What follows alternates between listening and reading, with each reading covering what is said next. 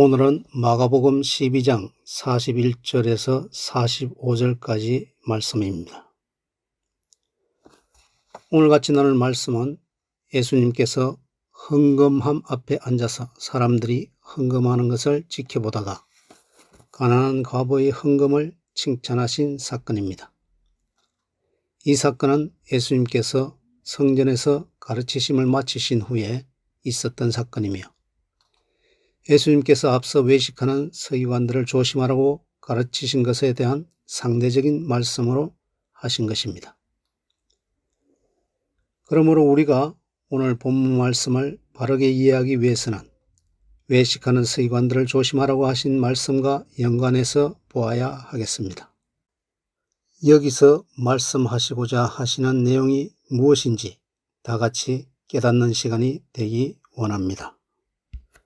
본문 말씀에 앞서 예수님께서 외식하는 서기관들을 조심하라고 하신 앞의 38절에서 40절 말씀을 보면 서기관들은 평상복이 아닌 예복을 입고 다니면서 자신들의 신분을 드러내고 시장에서 사람들에게 인사받는 것을 좋아했습니다.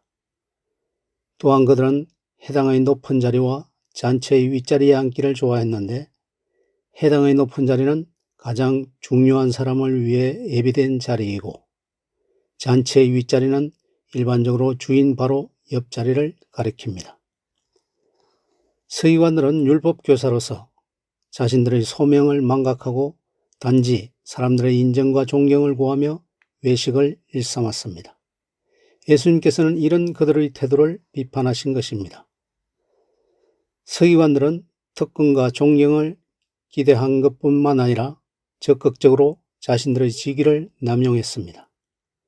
그들의 행동은 오늘 본문의 생활비 전부를 헌금한 과부와 날카롭게 대조되고 있습니다.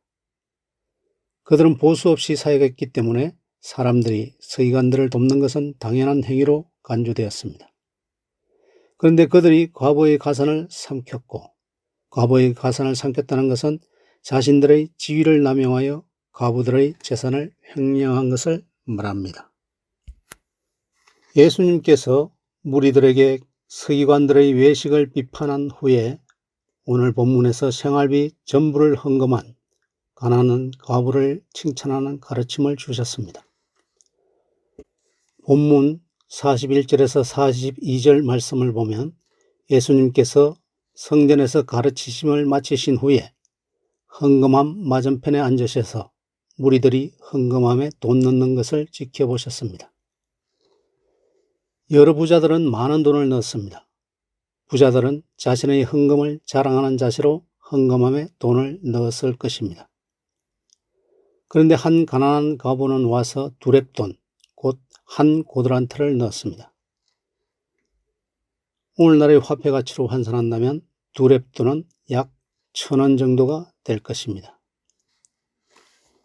그런데 이 광경을 지켜보신 예수님께서 하신 말씀은 43절에서 44절 말씀에 예수께서 제자들을 불러다가 이르시되 내가 진실로 너희에게 이르노니 이 가난한 과부는 헌금함에 넣는 모든 사람보다 많이 넣었도다. 저희는 다 그 풍족한 중에서 넣었거니와 이 과부는 그 가난한 중에서 자기 모든 소유 곧 생활비 전부를 넣었느니라고 했습니다. 예수님께서는 제자들에게 이 과부의 자세를 본보기로 삼으시고 제자들에게 과부의 이 헌금을 통해서 그들에게 중요한 교훈을 가르치실 기회로 삼으신 것입니다. 예수님께서는 이 가난한 과부가 넣은 두렙돈이 헌금함에 넣는 모든 사람들보다 많이 넣었다고 칭찬하셨습니다. 물론 돈의 액수로 따지면 이 가난한 과부의 두렙돈은 가장 많은 돈이 아니었을 것입니다. 그럼에도 예수님께서는 이 가난한 과부가 넣은 두렙돈이 다른 모든 사람들이 넣은 것보다 더 많다고 하셨습니다. 그러면 예수님께서 이렇게 말씀하시는 이유가 무엇일까요? 44절을 다시 보면 저희는 다 그 풍족한 중에서 넣었거니와 이 과부는 그 가난한 중에서 자기 모든 소유 곧 생활비 전부를 넣었다고 하십니다. 부자들과 다른 사람들은 다 그 풍족한 중에 일부 즉 잉여를 넣었습니다. 그러나 이 과부는 가난한 중에서 자기의 모든 소유, 곧 생활비 전부를 넣었습니다. 돈을 액수로 본다면 다른 사람들과 비교도 안 되겠지만 내용적으로 보면 이 가난한 과부의 두랩돈이 가장 많은 것입니다. 예물의 가치는 그 액수가 아니라 그것을 드리는 사람의 마음에 의해 결정됩니다. 그러면 이 가난한 과부가 어떻게 자기 가진 생활비 전부를 헌금할 수 있었을까요? 본문에서 가난한 과부의 헌금은 부자들이 한 헌금과 대조되면서 언급이 되고 있습니다. 부자들도 성전에 들어가면서 헌금을 했는데 그들은 풍족히 생활하는 넉넉한 형편 가운데서 얼마를 헌금하였습니다. 그들은 이렇게 헌금하였다고 해서 결코 생활에 어떤 지장도 받지 않았을 것입니다. 그러나 본문의 가난한 과부가 한 헌금은 그렇지 않습니다. 이 과부는 가난한 가운데서도 자기가 가진 전부, 곧 생활비 전부를 하나님께 바친 것입니다. 이 과부는 자기가 가진 생활비 전부를 하나님께 바쳤기 때문에 그로 인해 당장 생활에 지장을 받을 수도 있고 끼니를 해결해야 할 생활비 전부를 하나님께 바쳤기 때문에 당장 굶었어야 했을지도 모릅니다. 이 과부에게 있어서 헌금은 목숨, 곧 생명이 걸린 것이었습니다. 그러므로 그녀의 이러한 행동은 하나님께 자신의 생명과 자신의 삶과 자신의 모든 것을 맡기는 데서 나온 행위였고 자신의 생명과 삶을 하나님께서 주관하신다는 믿음에서 나왔을 것입니다. 이와 같은 믿음이 없이는 결코 할 수 없는 행동입니다. 그럼 이 사건을 통해서 말씀하고자 하는 하나님의 계시는 무엇입니까? 본문을 통해서 그 의미를 바르게 이해하기 위해서는 이 말씀이 어떤 상황 가운데서 주어지고 있는가 하는 것을 염두에 두어야 합니다. 이 사건은 예수님께서 성전에서 가르침을 마치신 후에 일어난 일이며 서기관들의 위선과 외식을 조심하라고 하신 후에 하신 말씀입니다. 그러므로 이 사건은 아주 의도적으로 주어지고 있는 것이라는 것을 알 수 있습니다. 예수님께서는 이 사건을 통해서 제자들에게 말씀하시고자 하는 것이 있었던 것입니다. 이 가난한 과부가 어떠한 헌금을 하였는지를 제자들에게 말씀해 주시는 것을 통해서 하나님은 어떠한 분이신지를 알게 해 주시고자 하십니다. 가난한 과부는 하나님께서 자신의 생명과 삶 전부를 맡길 수 있는 분이심을 믿는 믿음을 가지고 있었습니다.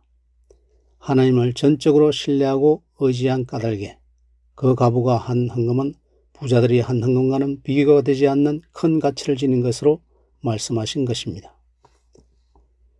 그리고 예수님께서는 이 가난한 과부의 헌신을 통해서 우리가 어떻게 하나님께 헌신해야 하는가를 말씀하고자 하십니다. 생활비 전부를 헌금한 가난한 과부는 앞서 마가복음 12장 29절에서 읽었던 예수님이 말씀하신 첫째 계명처럼 하나님을 마음을 다하고 목숨을 다하고 뜻을 다하고 힘을 다하여 사랑한 것입니다. 이 과부는 사람들로부터 인정받기 위해 헌금한 것이 아닙니다. 하나님을 사랑하여 믿음으로 생활비 전부를 헌금한 겁니다. 예수님께서 이 사건을 통해서 제자들과 모든 성도들이 하나님을 사랑하고 오직 하나님을 믿음으로 살기를 원하신 것입니다. 그래서 예수님께서는 위선과 외식을 삼는 서기관들과 이 여인을 대비하신 것입니다. 이 가난한 과부의 헌금은 열왕기상 17장에 나오는 사르밧 과부를 연상케 합니다. 사르밧 과부는 이스라엘 땅에 3년 6개월 동안 비는 물론이고 이슬조차 전혀 내리지 않는 무서운 재앙으로 인해서 죽어갈 수밖에 없는 비참한 상황에 처해 있었을 때 하나님의 말씀을 전해들은 사르밧 과부는 엘리야의 말대로 순종함으로써 하나님의 놀라운 은혜를 경험하게 되었습니다. 시대적 배경과 그 상황은 다르지만 하나님을 전적으로 신뢰하고 의존함으로 자기의 목숨인 전부를 바쳐 믿고 맡긴 것은 동일합니다.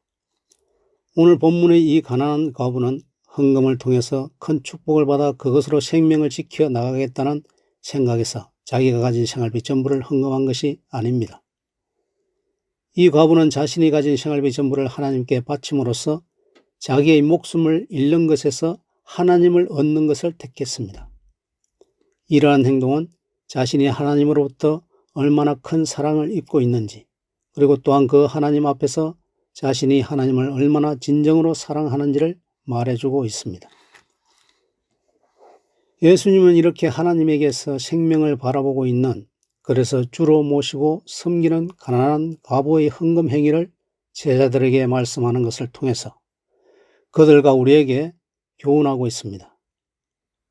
성령 하나님께서 우리에게 은혜를 주셔서 우리로 하여금 이 사건을 통해서 하나님의 계시를 바르게 깨달아 우리도 이 과부와 같이 삶 전체를 하나님께 맡기며 온전히 헌신하는 삶을 살아내어 하나님의 종, 교회의 종이 되어 하나님께서 부어주시는 성령의 은혜에 참여하는 복된 성도들이 되시기를 바랍니다. 기도하겠습니다. 아버지 하나님, 우리도 서기관들처럼 말씀의 본질을 제대로 이해하지 못하고 외식과 세속적 욕망에 사로잡힌 자들은 아닌지 자신을 돌아보고 진리의 말씀으로 옷 입는 진정한 성도들이 되게 하시고 생활비 전부를 헌금한 가난한 과부가 하나님께 마음을 다하고 목숨을 다하고 뜻을 다하고 힘을 다하여 사랑한 것처럼 우리도 하나님을 사랑하고 오직 하나님만 의지하는 믿음으로 살기 원하오니 도와주옵소서. 아버지, 우리의 최선의 삶은 사람이 아닌 하나님을 의지하는 삶임을 기억하여 그리스도인으로서 살아가면서 하나님이 주신 말씀을 읽고 묵상하여 깨달아 성령님의 도우심을 의지하는 자들 되게 하옵소서. 예수님 이름으로 기도드립니다. 아멘.